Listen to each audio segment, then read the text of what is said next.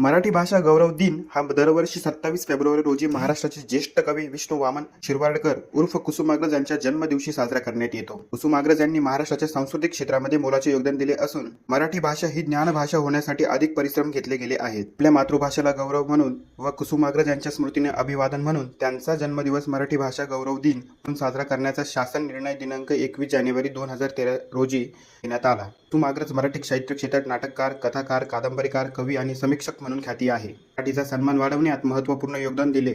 विवेक सिंधू हे मराठी भाषेतील पहिले ग्रंथ लिहिणारे आद्य कवी मुकुंदराज यांचे आणि मराठी भाषेला सर्वप्रथम 1965 मध्ये राजभाषेचा दर्जा देऊन त्या समृद्धीसाठी विशेष उपाययोजना करणारे महानायक वसंतराव नाईक त्यांच्याशी ऐतिहासिक योगदानाचे या निमित्ताने स्मरण होतो.